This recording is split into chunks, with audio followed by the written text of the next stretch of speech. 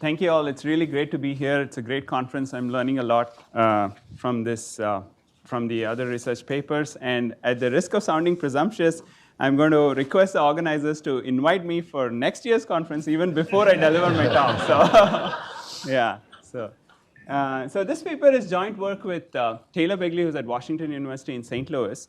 Now, the US mortgage market has been undergoing a lot of changes, and we all know this. Probably the two big changes that are coming about is this big banks fleeing the mortgage market and the non-banks taking off really in an explosive manner, right? So the big banks are ceding market share to the non-banks. That's what the popular narrative is. Now, what are the magnitudes that we are talking about? To get a sense of that, we have rich data on mortgages, and that's all thanks to your efforts for doing the HMDA compliance. We have details on lender, loan amount, more importantly, the state and the county of the mortgage origination. We expand that to all originations for a given lender, all lenders reporting to HMDA over multiple years. So you can see that this is a pretty big data set, and I want to share with you what we find on crunching through the numbers. Okay? So first, it does seem to, the trends seem to be that the big banks are retreating from this space. So in the rest of this talk, I will refer to the big four, the JP Morgan, Wells Fargo, Bank of America, and Citibank, because we will be sort of driving our results through the changes in these big four. You can see that they have precipitously dropped from around close to 35% to around 10%. At the same time, the non-banks have been growing rapidly, right? You can see from the figure, it's obvious they're going from 25%. This is share of total originations, mortgage originations, okay? And in the paper, we kind of distinguish between two kinds of non-banks. The pure online lenders, the Quicken Loans, we call them as the fintechs. And then the independent mortgage companies, which are not affiliated to banks, we call them as shadow banks, okay?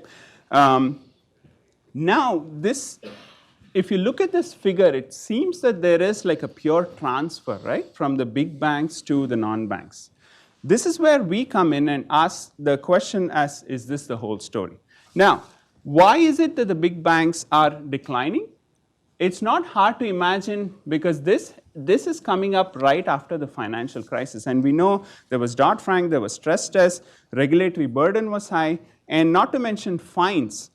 These banks faced a lot of mortgage lawsuits, and you see that the fines were actually not a drop in the bucket even for these trillion-dollar banks, right?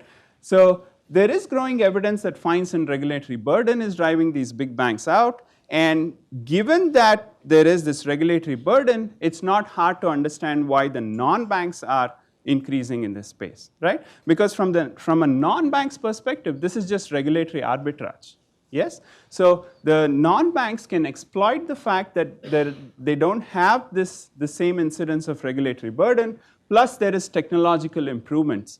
Fintechs have been known to process applications around 20% faster than other lenders, and it's not like they're making lower quality mortgages, because these faster processing does not seem to come at a cost of higher defaults, right? So there is definitely a technological headwind that is sort of that the traditional banks are facing. So that is why we are asking this question, is this the whole story, right? It does seem like there is a pure transfer, and we want to know what is happening specifically with the smaller banks, that is the community banks. Okay? So I felt obligated to put up a picture of St. Louis here because I have fond memories having done a PhD here at WashU. So in this paper, we refer to small banks as generally any bank which is less than 10 billion in assets. That's going to be our definition of small banks. So we're asking this question, how will local banks remain relevant in this space? Okay? Now, I don't have to convince the audience in this room of the importance of community banks, but we heard from students yesterday that what they may care about is the interest rate and not whether it's a bank or a non-bank, right? So that is something for us to think about, because if this market is reasonably well functioning and competitive from a consumer standpoint, does this question matter, right? Because what I'm saying is if you look at the aggregate mortgage credit, that has grown after the financial crisis. What I'm saying is that the composition of that credit, that is who is doing the lending, matters, right? Why should it? Well, there are policy implications. And what are those policy implications? The recent research has shown that areas where the largest lenders have withdrawn have experienced greater housing rents, higher denial rates, and there are implications to wealth inequality, right? So it matters who is doing the lending. The composition of credit matters, not just the aggregate expansion of credit. Plus, there is a concern about systemic risk, because when it comes to the growth of non-banks, we know that they are heavily dependent on securitizing loans. Yes, they don't hold the loans on their books as much as the banks. They are also highly vulnerable to liquidity pressures because they don't take deposits. Banks have more stable funding sources. So now let me share with you what are the sort of the broad takeaways from this research. First, we document two new facts. In the aggregate, it does appear that the small bank's share is pretty stable despite these regulatory and technological headwinds. Now, we focus on a time period right next to the financial crisis for cleaner identification, but even if we expand the sample for a longer time period, we find similar results. This itself was a bit surprising for us, given all the increase in regulatory costs and the onset of technology. We do find that small bank share is pretty stable at around 17% in our sample. Now, what is even more interesting is if you look at a local county level, if you look at the local markets where the big four are withdrawing, we find that the small banks are actually more responsive to the changes in big four than the fintechs and the shadow banks. Okay? Now, I'll give you an intuition as to why this might be happening. Now, what is the competitive advantage of the small banks? Well, President Harker kind of stole my thunder when he used the word trust, right? So there is a basic level of trust, comfort in dealing with a bank, so that speaks to a consumer preference for dealing with an actual bank rather than an online lender. Then there is also the supply side, which is less appreciated, which is the securitization angle of mortgages, right? So securitization, the non-banks have to rely on securitizing their mortgages, whereas the banks can hold loans on their books, right? So we find that county heterogeneity in the ease of securitizing mortgages and consumer preferences play a role in explaining why. Given that all our results are being driven by the fact that the big banks are moving out of this market, there is something to be said on the outsized influence of the too big to fail banks. Maybe these banks are, yes, they're too big to fail in bad times, but they might be just too big in relatively normal times as well, considering their outsized influence. And we also show that some of the wealth inequality effects that has been documented in the literature before is actually mitigated in the presence of small banks. So overall, what our paper is telling you is that there is this continued importance of local lenders in the era of non-banks. Okay? Now, in the remaining time that I have, let me try to give you an intuition for our main result. So what we are doing in this paper is we are looking at the cross-section of counties in the US and looking at where the big four are changing their market shares.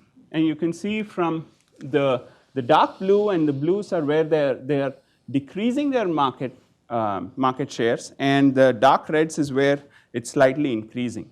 Okay? Now, if I ask this question, who is filling the big bank void, what I can do is compute averages across all these counties. And if I look at those averages, I find that it's around negative 5.8% across all the counties, which seems to be made up by the shadow banks and the fintech, with the small banks slightly decreasing at negative 1%. What gets really interesting at this point is if I now break down these counties into 5 buckets, where I classify those counties which have experienced the largest drop and order them again from the largest drop to the largest increase. Okay, so I'm just now classifying those counties into these 5 quintiles, and now I'll compute averages in each of those quintiles. So the negative 16.8% that you see up here is telling me that the average in the quintile of counties which experienced the largest drop was negative 6.8% for the big four. Now if I look at how the shares are changing for the shadow banks and the fintech, you'll start to see that the shadow banks and the fintech are almost the same across the board, whereas the small banks are actually pretty responsive to how the big four are changing, right? So in areas where the big four are declining, the small banks are increasing. In areas where they're increasing, the small banks are declining. Now, why is this surprising? Because if you think about what the aggregate statistic was, we would have expected that to be mirrored at the county level, right? But that's not what is happening. The transfer is not seem to be happening between the big four and the shadow banks when you look at the county level variations. More importantly, if the small banks were also facing the same level of regulatory burden, etc., following the financial crisis, you would have expected them to behave similar to the big four, right? So instead, what we are finding is that there is this large negative relationship between the small banks and the big four.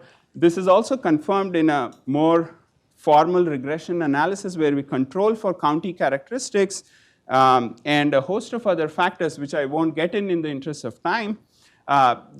What comes out of this analysis is that a standard deviation change in the big four, which is around 8 percentage points, leads to a 4.7 percentage point increase for the small banks, which is much higher than that of the shadow banks and the fintech. Okay? The more interesting question is, why is this happening? I briefly mentioned that consumer preference could be playing a role in why this might be happening. Now the challenge is, how do you measure something like consumer preference, right? So given the richness of the HMDA data, we have taken a stab at measuring this. So what we do is we compute a conversion rate of loan applications. So HMDA data has details on not just loans that were denied and originated, but also those were approved but not ended up being originated ultimately. So you could actually calculate how much of loans that were approved and how much of that ended up becoming originated, and look at the difference between banks and non-banks. And we find that small banks respond more strongly in those areas where this preference measure was higher. So definitely consumer preference is part of the story from the demand side. And on the supply side, we find that the ease of securitization could also be playing a role, because non-banks tend to act as pass-throughs to government-sponsored securitization markets. This is an important point. They have limited scope to make loans that are either too large or depend too much on soft information. This is where small banks have an advantage, and we find that they actually respond more strongly in areas with lower ease of securitization. Okay? Policy. So it has been shown that large banks make a higher proportion of large size loans after the financial crisis. The cost of originating turns out that it's better for them to make these large size loans, which has implications for wealth inequality, because that means that there is a redistribution of credit away from middle income households to higher income households. And what is really interesting is we find that in those areas where there is more small bank presence relative to the non-banks, these redistributive effects are actually mitigated. So this was pretty interesting for us. Okay? So finally, what do we take away from this research? So first, there is a strong reallocation of lending. So the county level response that I showed you was actually higher for the small banks relative to the non-banks and any other lender class. Now remember, we are doing this, we are driving all our changes based on how the big four are changing their market shares. And you might have these concern about, are we controlling for demand side factors? How can we say that it is indeed the big four that is causing these changes, etc.? And in the paper, we discuss these things at length. The other question that might come up is whether we are looking just at changes which are mechanically related or actual growth in loan volumes. Okay? Institutional features such as securitization and consumer preference for banks play a role. And there is something to be said about too big to fail banks, because they seem to have this outsized influence even during relatively normal times. So they may just be too big. And small banks have this potential to mitigate redistributive effects of mortgage credit. So overall, there's a continued importance of community banks despite recent disruptions. Thank you.